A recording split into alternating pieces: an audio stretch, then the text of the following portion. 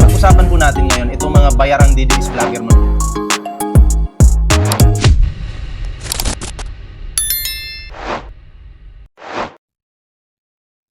Ano pa ang ginawa mo sa kapwa mo Ilocano? Ako Ilocano ako. Lahat ng nakikita kong pagkakamali ng iyong gobyerno, linalabas ko sa social media. Oo, lahat ng pagkakamali, Ilocano ka, lawyer ka pa, vice mayor ka pa, lahat ng pagkakamaling nakikita mo, nilalabas mo sa social media, sabi mo yan. Tapos, Ano ang ginawa mo? Kinasuhan mo ako at pinakulong mo ako! Rokim ng manong! Abay inaramid mo kanyak DJ! Ba't ka ganon? Walang iya kayong lahat! ayan ha, ang sabi niya, Ilocano siya, tapos hindi lang po siya Ilocano, lawyer pa yan.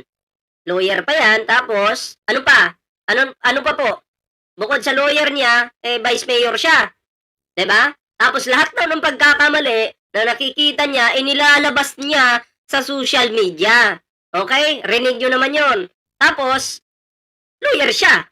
Alam naman po natin na siguro, lawyer ka maintindihan mo Hindi po pwedeng ilabas sa social media yan. Dapat sa korte mo na isalang yan.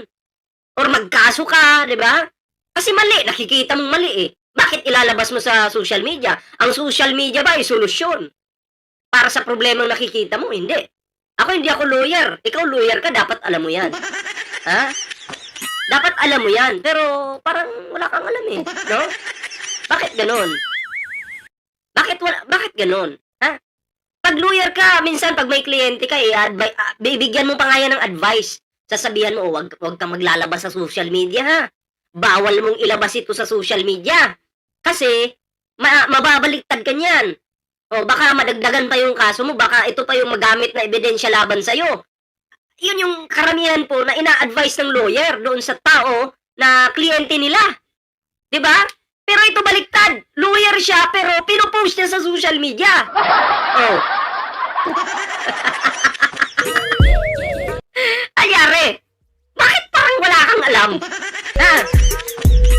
Ayan daw, kinasuhan siya at pinakulong siya. Aha. Di ba po, yun po yung mga ina-advise sa atin. Halimbawa, ako may kaso ako. Advice sa akin ng lawyer, ballpoint man, ang gagawin mo, ha? Wala kang gagawin. Huwag kang magpo-post sa social media.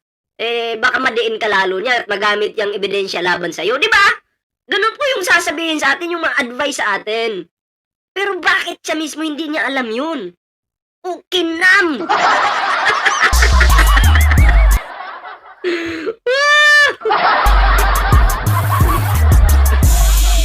Di ba? Bakit ganun itong si Harold ba to?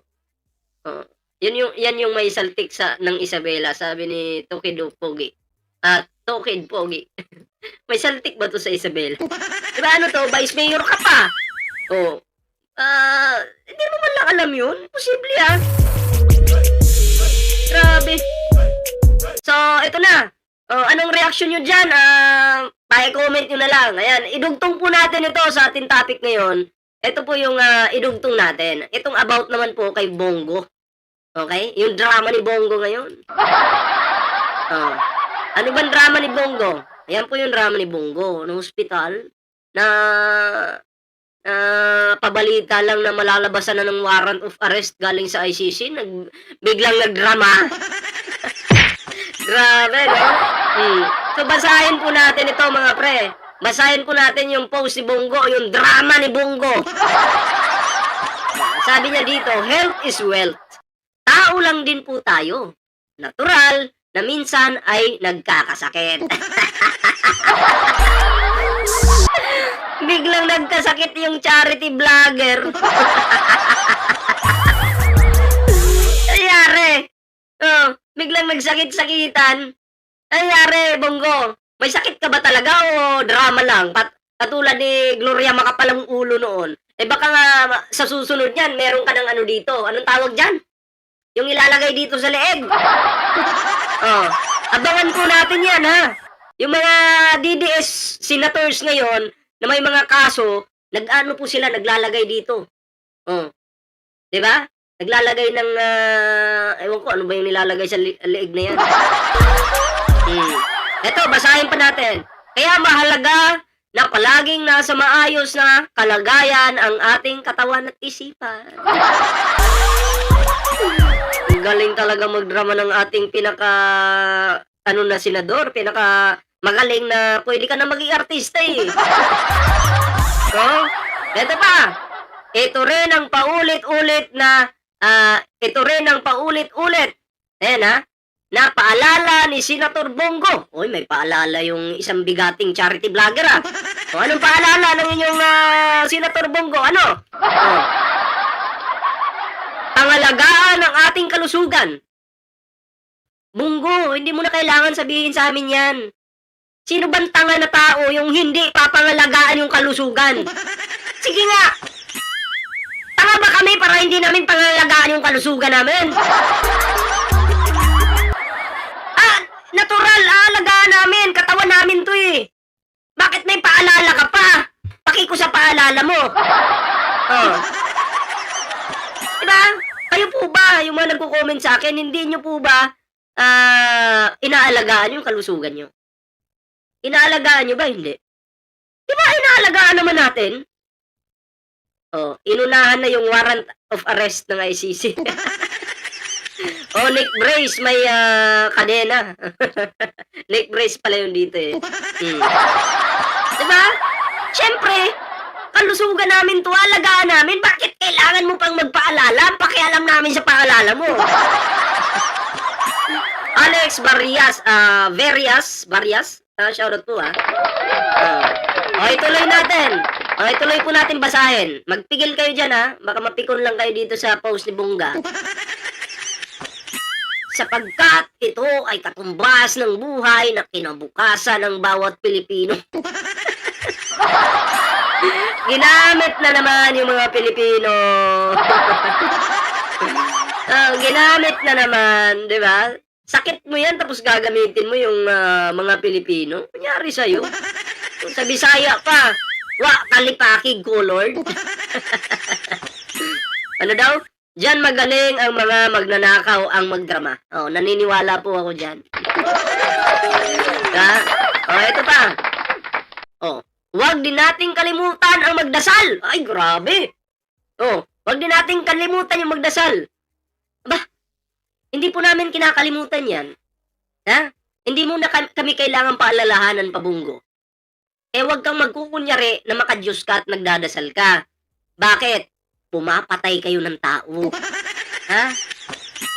Bukan senador ka, at may padasal-dasal ka pa, kulto naman kayo. Diba? Ano kalimutan magdasal, pero suportado niya yung kulto. Pumapatay kaya nga sangkot ka sa war on drugs, sa AJK. Diba?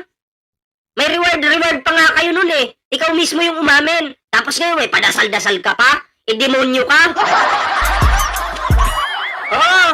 Mahaba yung sungay mo, demonyo ka! Yung padasal-dasal pa. Huwag din kalimutan magdasal upang patnubayan at gabayan tayo ng ating Panginoon sa araw-araw. Mag-ingat po tayong lahat at manatiling malusog. Sino ba kasi yung hindi nag-iingat? Nag-iingat kami! Huwag mo na kaming turuan! Nag-iingat kami. Iniingatan namin yung kalusugan namin at sa pang-araw-araw namin, iniingatan namin yung sarili namin.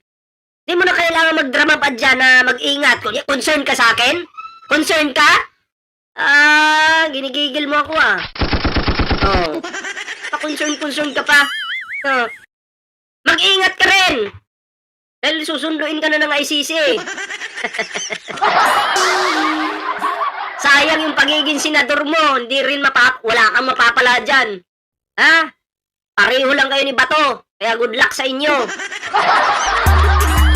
Pa-concern pa kung pakialam ko sa'yo. Kayo mga pre, anong reaction nyo dito sa mga pinagsasabi ni Bongo dito? Kayo po ba'y nabubuisit sa taong ito? Comment down below para naman po mabasa natin yung inyong mga reaksyon. Alam mo naman no? Akala mo kung sino? Concern? Concern pala sa atin si Bongo. Galing. concern, baka naman itong mga nagko-comment dito, hindi nag-iingat. Mag-iingat na ho kasi kayo. Diba? Kayo naman kasi. Mag-iingat kasi kayo. Diba? Kaya nagpaalala na si Bunggay.